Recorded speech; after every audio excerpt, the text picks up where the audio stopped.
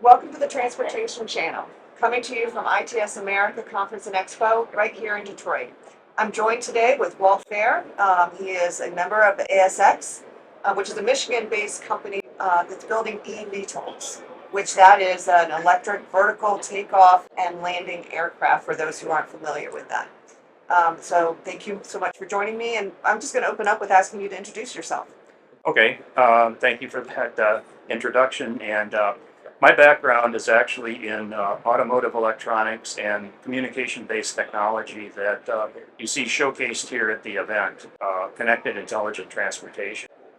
And once we built that large-scale eVTOL aircraft, we realized that before there would ever be viable business cases to actually use an aircraft like that, we needed to have a significant improvement in availability of digital infrastructure in order to be able to manage and command and control and monetize and all other aspects of the operation of those things. And this technology that you see showcased here elsewhere around the exhibit space looks like it would be perfect for doing those kinds of tasks.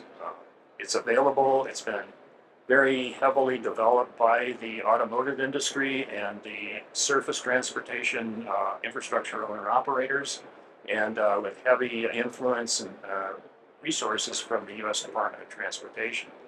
Very nice technology for doing this two-way, very controlled and secure communication.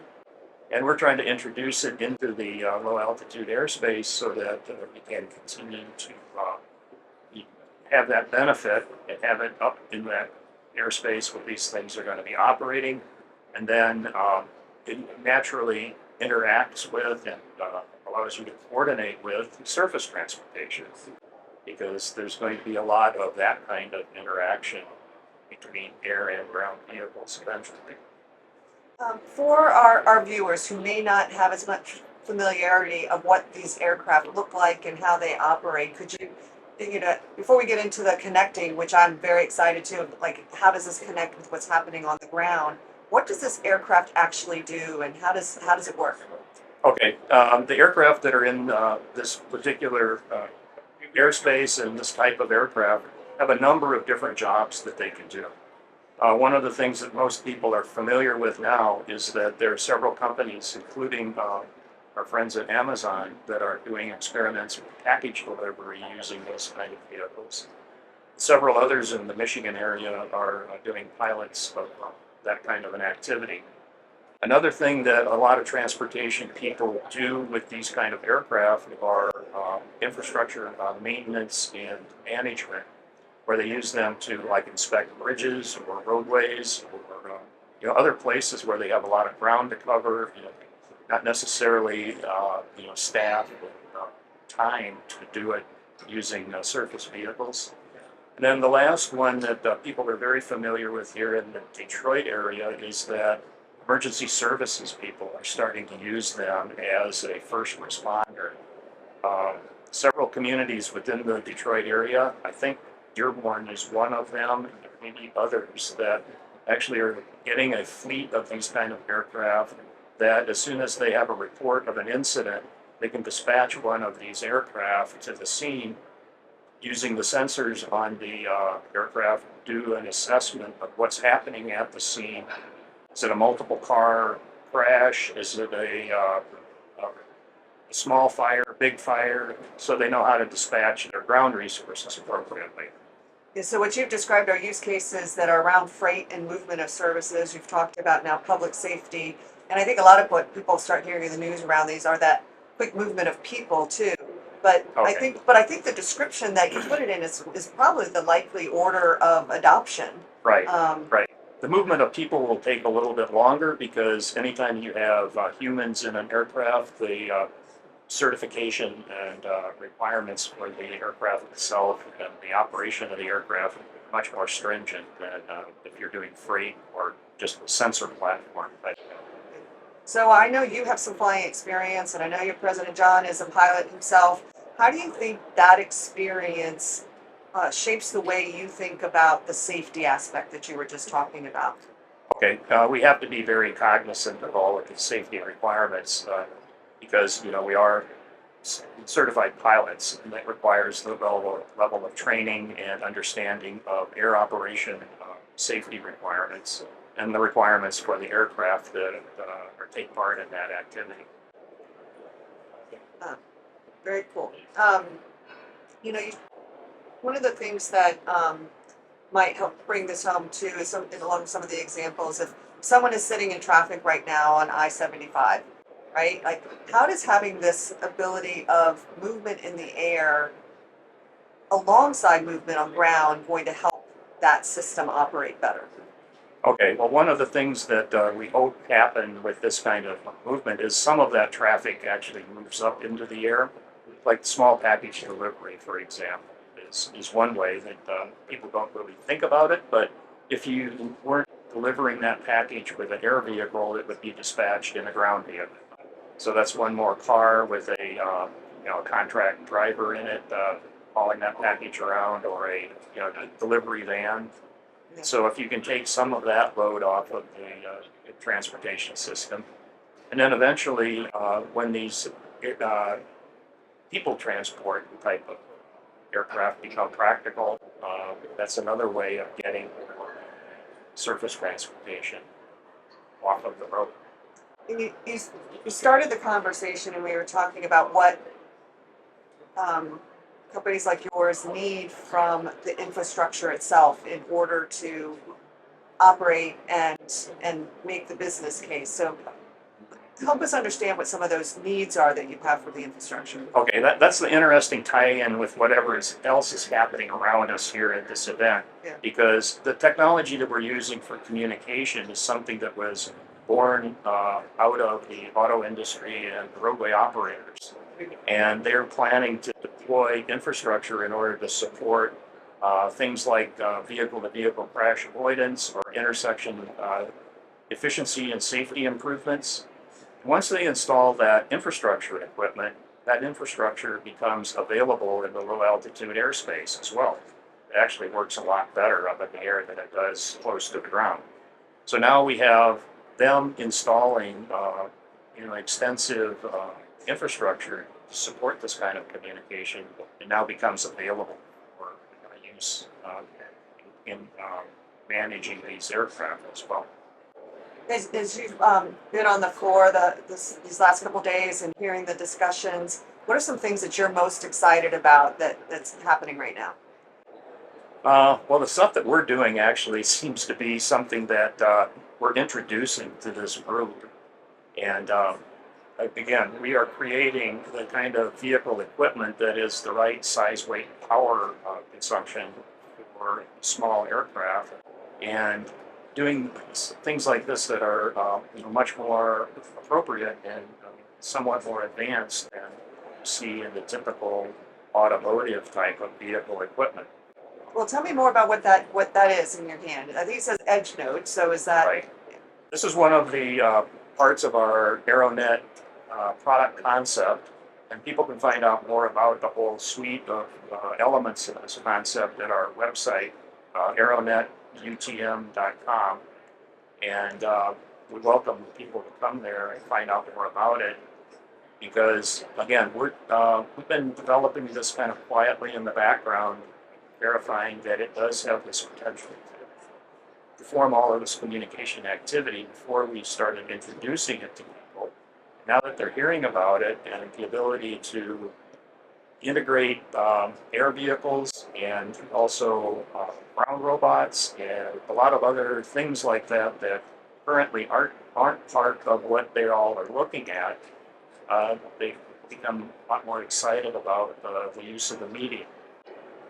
If it was relegated to strictly, wheeled vehicles on roadways, it's a limited view of all of the possible applications of it, and the deployment rollout of that has been kind of a long process, because you need to integrate technology like that into automotive platforms, install roadway infrastructure, take a lot of time.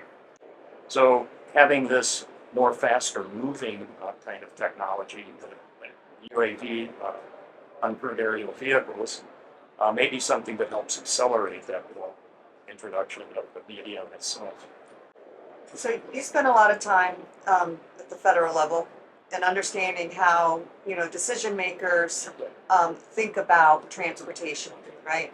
And, you know, we've got the surface transportation bill coming up. I'm not going to ask you to comment on that, don't worry. But just the mindset shift that needs to change when we think about surface is not now just things on the ground, but things just above the ground and how Correct. they need to interact. Correct. And do you see that mindset shift happening yet? Well, just in this week, when I've been talking to people, again, this is the first time a lot of surface transportation oriented people have actually heard that somebody is trying to use this media in this new way. And as soon as they hear it, they like the idea. So now we're starting to engage with influential individuals within that community to get the regulatory and other clearances that are actually needed in order to accomplish this. I've been trying to work with the ITS American people themselves and with the US DOT people that I've met up with again over there.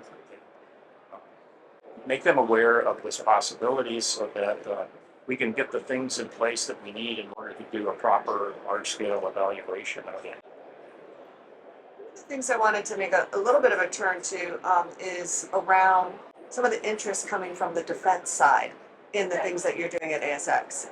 And frankly, one of the reasons our interstate system was built was for Right. protection of our country, right? The ability to move things. So where do you see this playing in, and how's the defense world thinking about the type of technology that you're working on?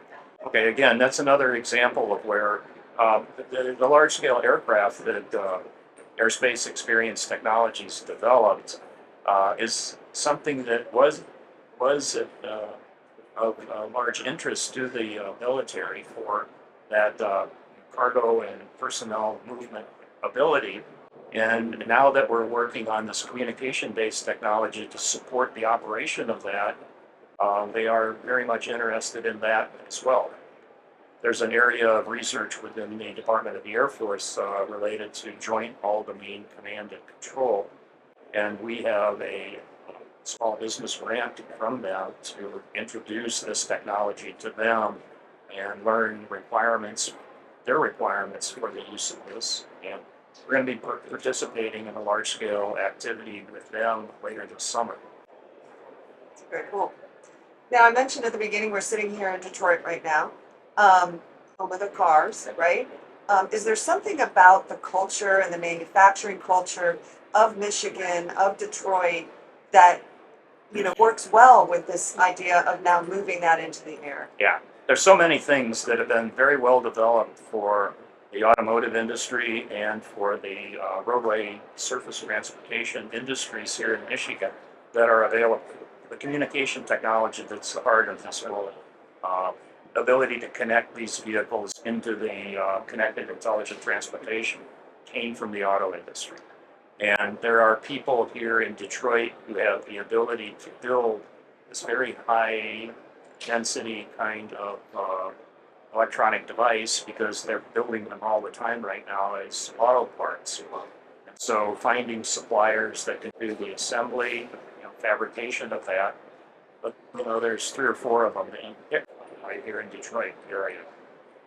So we just take advantage of all of that experience and infrastructure and knowledgeable people that are just readily available right outside of our door.